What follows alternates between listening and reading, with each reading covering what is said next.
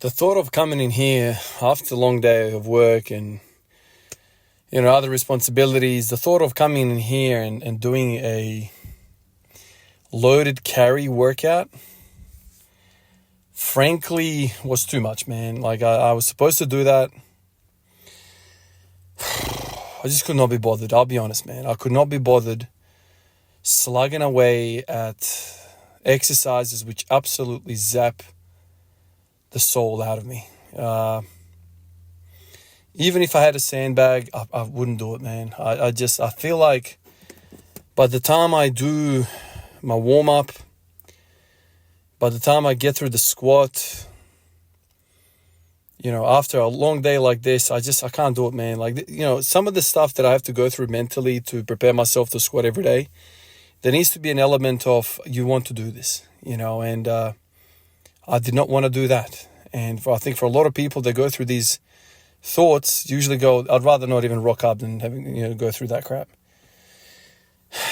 Which made me think, the only way I could make work is if I had a dedicated day for loaded carries. So, putting that into a core workout like I originally promised, it's too much.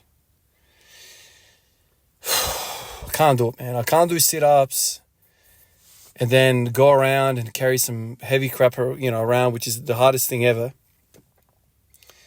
So I didn't do it. The only way it's going to happen is if I have a dedicated day where I just come in, quick warm-up, quick squat, and then I go in the backyard and lift heavy shit around. Because that is very, very taxing. Last time I carried around that crap at the gym, man, I was so broken, man. I was so tired. And it wasn't even like a case of this muscle's tired or that. It's everything, man. And that's the trouble with like compound exercises. Carrying stuff is like the compound of the compound exercises. It's like you've got some awkward thing in your hands and you're supposed to carry it around for a long period of time. Your central nervous system is fried. All the muscles are fried. There's too much going on. And I think whenever you have an exercise that involves freaking damn near everything, or simply everything, is just so taxing.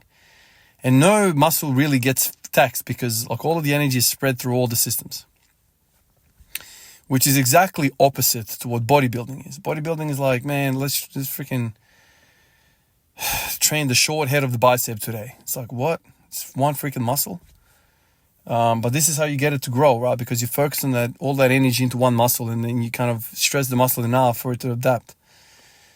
This is probably why farmers and construction workers are not like the jackedest of people. They might be strong, very, very strong, but they're not jacked because they're training everything at once. And nothing really, after a certain period of time of doing that, no particular part of that system gets enough stress to actually grow after that. And so this is where you need to have some sort of training plan, not just carry sandbags around and expect to be Ronnie Coleman. Today was a core day and, I said to myself, let's just come in, warm up, do the squat, and then just do sit-ups. And that to me is mentally digestible. I can get up, for that kind of stuff.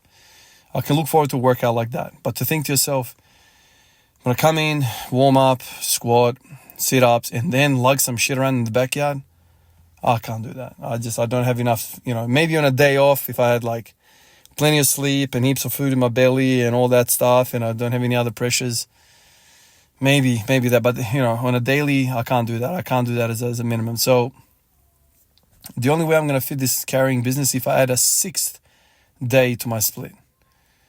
And that's a lot. That's a lot of freaking days for a split. That's kind of like not enough leg days in a week, not enough chest days in a week, not enough anything in a week. So I don't know, maybe on an odd day when I have the day off of work or something and I have heaps of time, okay, I'll throw it in. But as a bit of minimum, I won't do it. Although, I still believe in it. I think it's a great form of training, and it trains the body as a unit. It trains the gait cycle. All that stuff is great. But to do it on a busy day is just, I don't know. And I think we all need to be mindful of that. So many people ask me, how do you do this every day? Because I have conversations like this. And I'm like, okay, what is going to get me inside that garage, inside that gym? What's going to sell it to me? And today, if I had this hardcore workout planned and it's either that or nothing, I would have done nothing. It would have been a very, very hard mental thing. It would drain a lot of willpower. And you don't have an unlimited amount of willpower. And you also don't want to be miserable every single day. That's kind of like the psyche behind some of these days for me. Like today, man, like I didn't sleep well last night. The baby was waking us up. Go to work all day. After work, take the kids to sport. Come home. I haven't eaten in a while. Have a bite to eat. I sat down for like 2 seconds. I'm like about to doze off. Forced myself to get up. Go in the garage with the idea of, oh man, I'm gonna have to carry that keg around and freaking farmer's carry. Oh fuck, really can't be bothered with that shit. But the moment I said to myself, nah, I won't do that. I'll just do sit up. I was like, okay, sit ups are cool. I can handle sit ups, and I got up and about for that. I don't know, like not every day is going to be a full of energy day. You need to account for those things. And this is something that made me stick around training for a long time, is this process of self-talk. At the end of the day, like you rocking up and you completing the workout is what matters. I've said this so many freaking times and people don't want to, understand it. People like to look at things in a vacuum, but the worst program on the planet is better than the best program in the world never done. So the worst of the worst programs, think of the worst shit you could be doing. If you do that every day, it's still better than the best program you never do. And I don't know how many times I've seen people in my life, on people that I'm exposed to online, they come and go and you're like, oh man, but they had the best workout plan.